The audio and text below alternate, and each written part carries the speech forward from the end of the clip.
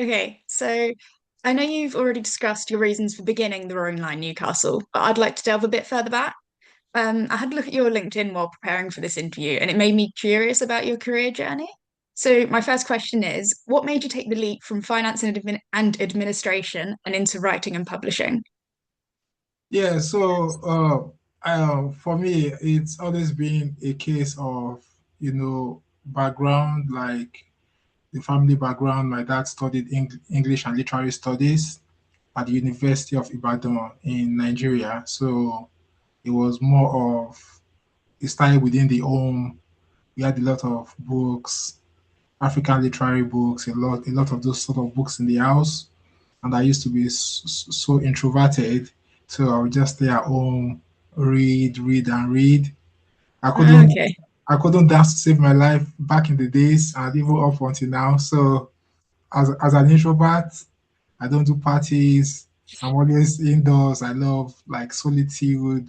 If I'm outdoors, maybe just walking, going out on my morning runs, walking, and all of that. So for me, it was just more of I was even first a writer before delving into the world of financial crime compliance and working within the UK financial services sector. So apart from working in publishing and with the Roaring Lion Newcastle, I've also built like a decade-long career and experience within the UK financial services sector as well. Wow. Okay. So it's actually different to how it looks on your LinkedIn. Reading Yeah, and writing came first. Yeah, yeah, interesting. yeah. Reading and writing came first. Yeah, so and I think initially reading and writing used to be like it used to be like a sort of hobby initially, Mhm. but now it's transcended even way beyond that. So and for me, I believe in what we are building at the Roaring Lion Newcastle. I believe in the incredible work we all are doing, for the Roaring Lion Newcastle. And I really I see a future here as well for the Roaring Lion Newcastle as well to thrive within the UK publishing space and worldwide as well. Definitely, yeah. That's great. Following on from this, does your background in finance influence the way you establish TRLN? So, was there any skills or ways of thinking which proved especially valuable? I think the background really helps because I'm already a trained professional. I work with different stakeholders, even within my role in financial crime compliance testing and monitoring to be precise. So I work with different stakeholders. I engage with stakeholders, and I'm sure you will also see like from the way I manage TRLN, I give you know, people the free hand to be able to take the initiative, take the lead. So I feel like I have a lot of transferable skills from my other career, excellent communication skills, all of those sort of stuff. They are quite like valuable to running Definitely. to running the company as well. Mhm. So and on the other side, the whole idea of the company is to like the financial institutions I've worked for, they also try to be socially responsible. At the Roaring Lion Newcastle as well, we are trying our best to be socially responsible. So I think there's a lot of takeaways to take even from the other career in terms of like how a team or a company should be run and properly managed. I remember when starting out and one of my partners was like, "Oh, we could communicate via WhatsApp and everything." I said, "No, I have to do it professionally." And it's just because I've been exposed to like world class standards. So we have to be on teams. We have to, let's just do everything the way a proper company is run. So for me, I Mhm. feel like, the experience on the other side has been really helpful in terms of, and even in terms of the ambition that we have as well for the future. Just working in all of these global institutions has helped me greatly to be able to, build a solid plan and vision for the future as well. Great, yeah. So, would you say the two disciplines have more in common than people might originally assume? Even if I didn't, I've written a collection of financial crime compliance poetry, which Yes, is yes. which is so that shows that yeah, there's actually something in common. But to be fair, yeah, there's a lot in common. Leadership is the same everywhere. managing teams is the same everywhere. The sort of skills you need to be able to manage a team is like the same everywhere. That's why, like, even the work you do for the Roaring Lion Newcastle, if you take it elsewhere, you're able to apply as well because experience truly matters. And if you're able to apply it at TRLN, then you can go on to Penguin Books or go to HarperCollins or Macmillan and apply the same set of skills. So for me, I feel like all of the, there's a lot from the other career that I bring into TRLN in terms of managing the company, leading the company as well. And also, I also try to empower the people that I work with as well, just to give them that leadership responsibility.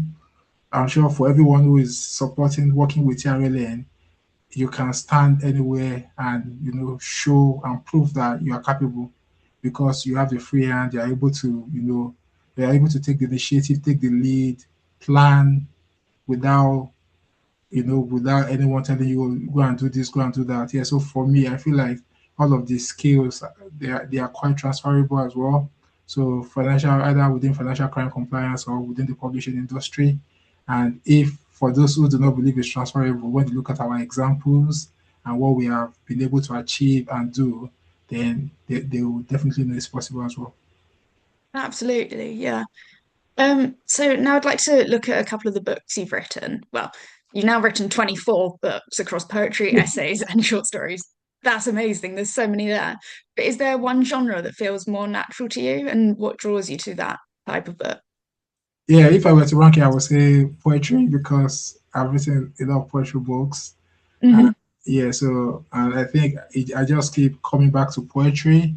And Hmm. uh, my first book was a collection of poems. Even though when I started out, I wasn't always a poet. Initially, I started writing plays, then Oh, from well. plays, yeah. So yeah, my first writing ever was a play. So from plays, I started journaling. Then from journaling, essays, then into stories, children's literature. So poetry came at some point, but initially I wasn't always that person who you would expect to write a collection of poems. If anyone would have, if there was this bingo card to say what book would Tolu ever major in, I think it would probably be like essays and more of like children's literature. Yeah, so but Mhm. yeah, I just keep coming back to poetry. Like I say, I feel like I'm now like an embodiment of poetry. Literary critics, they now know me as this observational poet, a poet who feeds off the human experience. I try to observe, recount, and document for history as well. And like with some of the books, Home Emotion, a collection of poems on the migrant experience, Black Does Not Equal Inferior, a collection of poems on the Black experience, Everybody Don't Kolo mental health themed poetry collection as well. So Mhm. all I do is just to observe, recount, and document for history as well. Oh, wow. Yeah.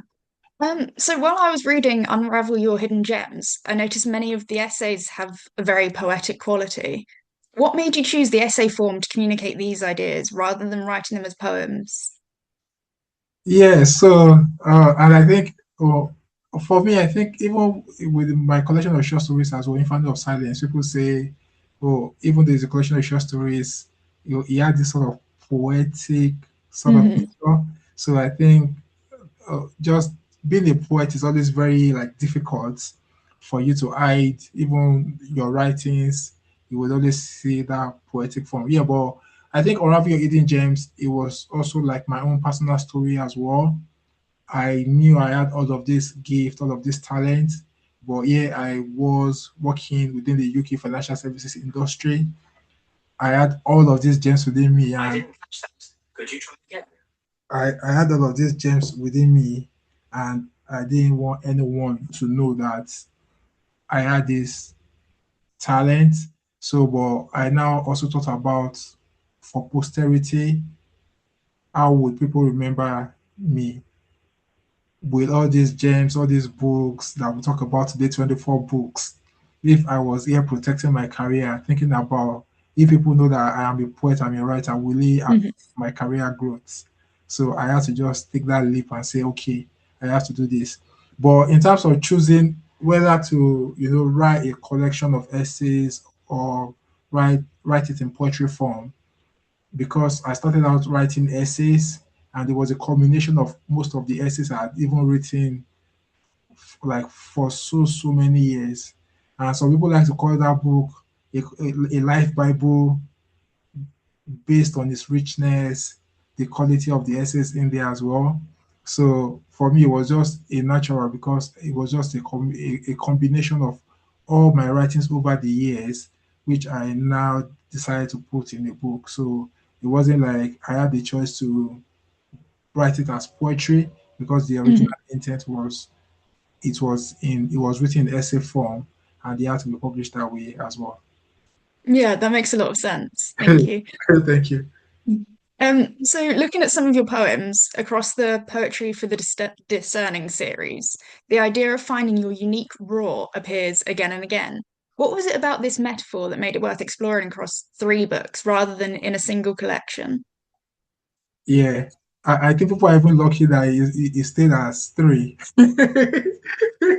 When I started out, I was so inspired. I felt like, oh, dead lions don't roar, dead dogs don't bark, dead cats don't meow, dead tigers Yeah. don't growl. So I had that inspiration, like I will keep writing all the dead series.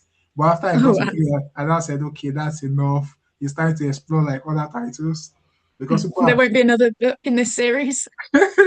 so because people were like, "Oh, dead men don't talk." Tolu is going to write another one. Dead men don't talk. Dead this, I don't want to be known as the author of the dead. So now it's time for me to start doing some living.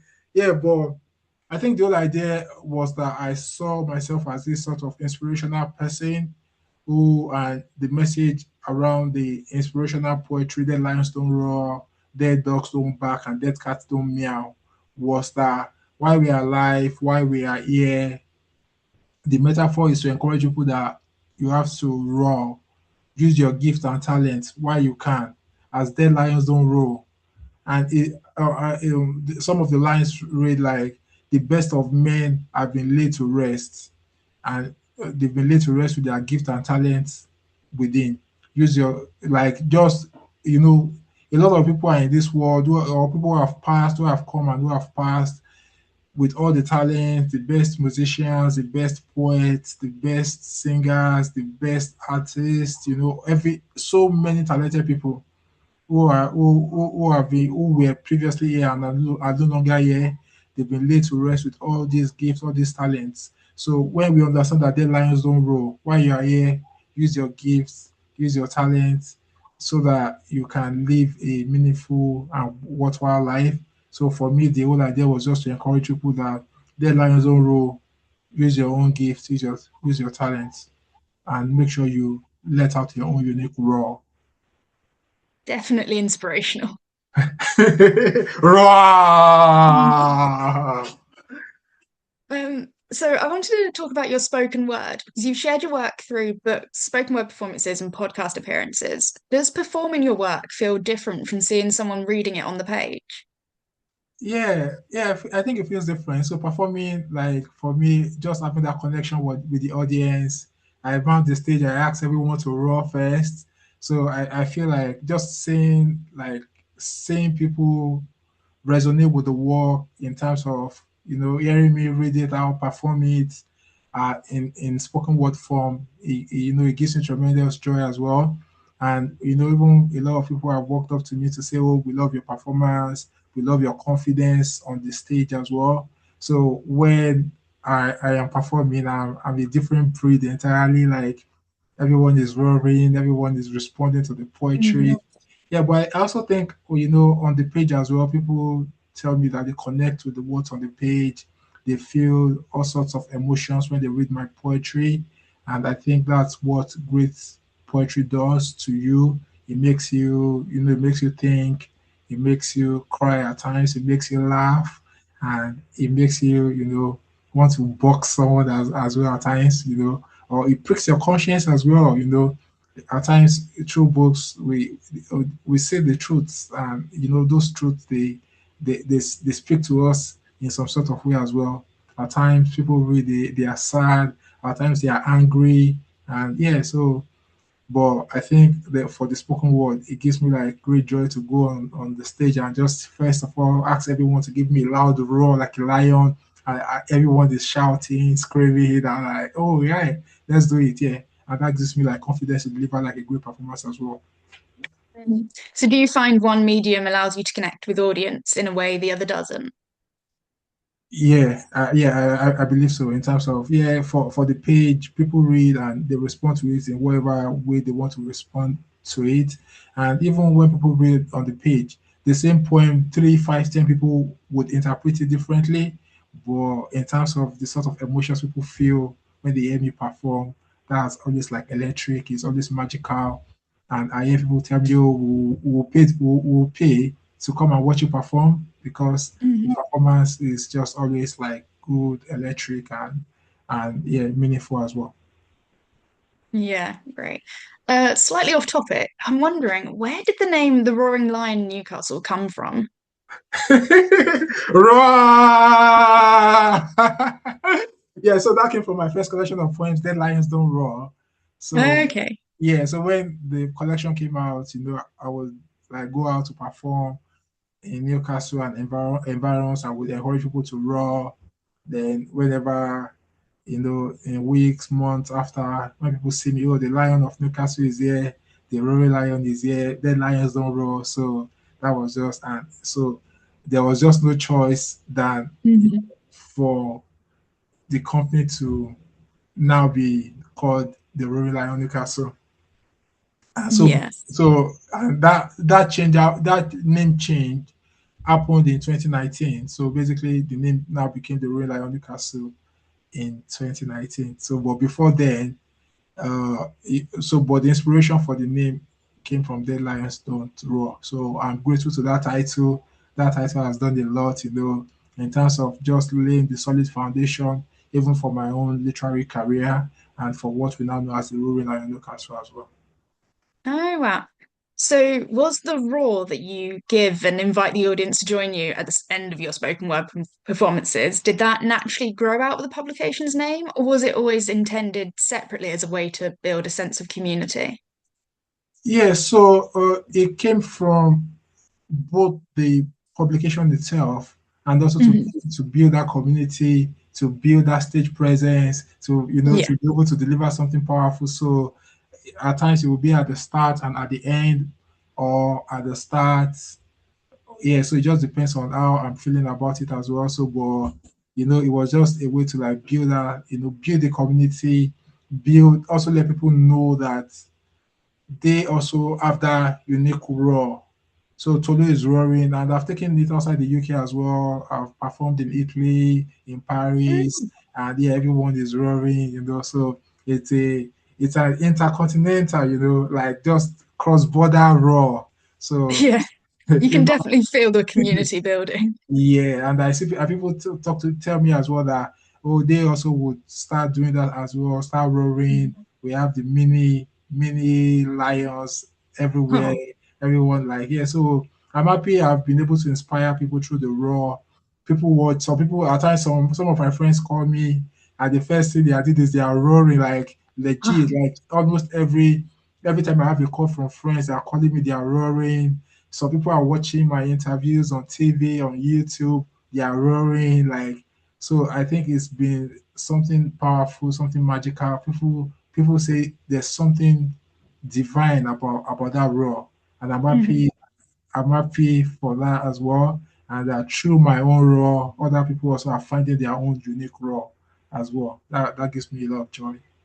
Lovely. That's great. Finally, when you look across your career as someone who's worked in finance, publishing, writing, and spoken word, is there a single thread or purpose that connects all these different roles?